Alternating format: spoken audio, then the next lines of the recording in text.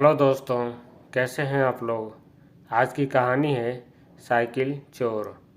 मीना अपने घर के बाहर दीपू का इंतज़ार कर रही है क्योंकि उन दोनों को कुछ सामान लेने के लिए लाला की दुकान पर जाना है अपनी अपनी साइकिलों से। मीना, दीपू, तुम इतनी देर से क्यों आए हो और तुम्हारी साइकिल कहाँ है।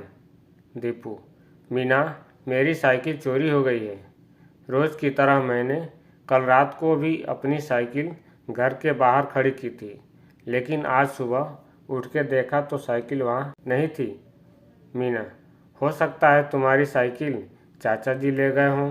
दीपू, नहीं मीना, पिताजी घर पर ही हैं। जो हुआ सो हुआ, क्या कर सकते हैं। चलो लाला की दुकान से सामान लेने चलते हैं। मीना दीपू को अपनी साइकिल पर बिठा के लाला जी की दुकान पर पहुंची। वहां जाके उन्होंने देखा कि लाला अपने मुंशी को डांट रहा है। मुंशी जी, अब आप किसी काम के नहीं रहे, ना आपसे दुकान संभलती है ना ही कुछ और। मेरी मानो तो नौकरी छोड़ के तीर्थ यात्रा पर निकल जाओ। दीपू, क्या हुआ लाला जी, आप मुंशी जी को क्यों डांट रहे हैं। लाला जी, क्या बताऊं दीपू बेटा, पिछले महीने मैंने उनको 2000 रुपये उधार दिए थे साइकिल खरीदने के लिए। ले आए थे ये साइकिल और कल चोरी भी करवा बैठे।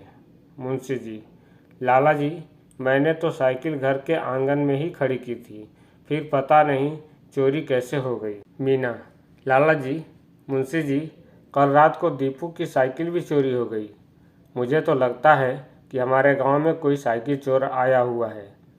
दीपू और मुंशी जी, आप दोनों को पुलिस में रिपोर्ट लिखानी चाहिए। मुंशी जी, तुम ठीक कह रही हो मीना बेटी। लाला जी, तुम दोनों को अपनी साइकिल जंजीर में बांध कर रखनी चाहिए थी। दीपू, काश मैंने भी अपनी साइकिल जंजीर से बांध कर रखी होती। मीना, मेरी मानो तो तुम अपनी साइकिल के लिए एक जंजीर खरीद ही लो। मीना, एक नहीं दीपू, मैं 2 जंजीरें खरीदूंगी। मैं दूसरी जंजीर अपने भाई राजू की साइकिल के लिए खरीदूंगी। लाला जी, मैं जंजीर के पैसे कल आपको दे दूंगी। लाला जी, मीना बिटिया, गांव के सभी लोगों को बोल देना, वो भी अपनी अपनी साइकिल की सुरक्षा के लिए जंजीर खरीदें मेरी दुकान से। हाँ हाँ हाँ, ठीक है।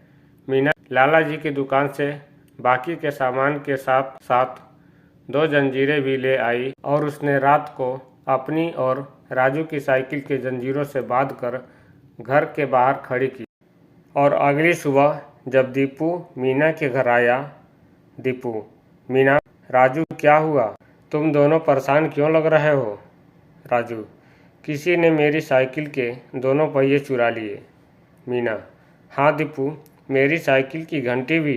गांव में पक्का चोर आया हुआ है। दीपू, मीना और राजू लाला जी की दुकान के लिए घर से निकले। वो अभी थोड़ी दूर ही गए थे कि अचानक राजू ने कुछ देखा। दीपू, क्या हुआ राजू, तुम रुक क्यों गए। राजू, दीपू, मीना, ये देखो साइकिल के पहिए के निशान। पहियों के निशान आगे पीछे नहीं बल्कि एकदम साथ साथ हैं, जैसे कि कोई साइकिल के 2 पहिए धकेल के ले गया हो। मीना, अरे हाँ, राजू ठीक कह रहा है। राजू, दीपू, हमें देखना होगा कि ये निशान कहाँ तक जा रहे हैं।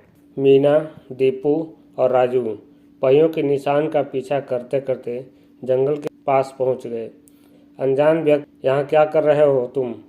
मीना, माफ़ कीजिए, हमने आपको पहचाना नहीं। अनजान व्यक्ति, हाँ, मैं यहाँ पास में रहता हूँ। तुम लोग जल्दी से वापस जाओ, ये जंगल बहुत खतरनाक है, बहुत खतरा है यहाँ। मेरी बात मानो और जाओ यहाँ से, क्योंकि जंगल में शेर आया हुआ है। मीना, दीपू और राजू गांव की तरफ वापस चले, लेकिन थोड़ी दूर चलने के बाद मीना रुक गई।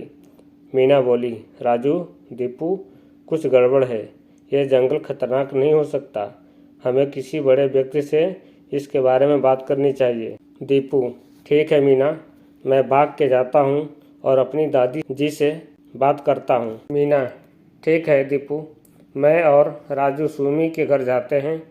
सुमी के पास एक किताब है, जिसमें भारत के सभी जंगलों की सारी जानकारी लिखी हुई है। दीपू अपनी दादी के पास भाग कर गया, जबकि मीना और राजू सुमी के घर गए। थोड़ी देर बाद तीनों फिर से मिले। मीना, दीपू, मैं और राजू ने सुमी के घर पे जाके वो किताब पढ़ी। उसमें साफ साफ लिखा है कि हमारे जंगल में सिर्फ हिरन और खरगोश पाए जाते हैं। दीपू, मेरी दादी जी भी यही कह रही थी। मीना, इसका मतलब वो आदमी हमसे झूठ बोल रहा था। दीपू, राजू, चलो पुलिस के पास। मीना, दीपू और राजू मीना की माँ और पिताजी के साथ पुलिस स्टेशन गए और थाना अधीक्षक को सारी बात बताई। पुलिस ने तुरंत कार्रवाई करते हुए जंगल के उस हिस्से की तलाशी ली और उन्हें वहां से 4 साइकिल और बहुत से पुर्जे बरामद हुए।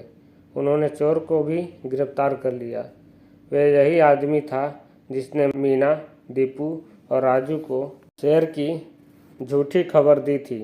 बाद में पुलिस अधीक्षक ने पूरे गांव के सामने मीना, दीपू और राजू को सम्मानित किया। तो दोस्तों, आपको समझ में आ गया होगा कि मीना, दीपू और राजू कितने समझदारी का काम किया। इस कहानी से आपने क्या समझा, कमेंट करके ज़रूर बताना। और कहानी अच्छी लगी हो तो लाइक का बटन ज़रूर दबाना। और अगर आप मीना, दीपू और राजू के कार्य से खुश हैं तो चैनल को सब्सक्राइब भी कर लेना। मिलते हैं एक नई कहानी के साथ। तब तक इजाज़त दीजिए। पूरा वीडियो देखने के लिए आपको बहुत बहुत धन्यवाद।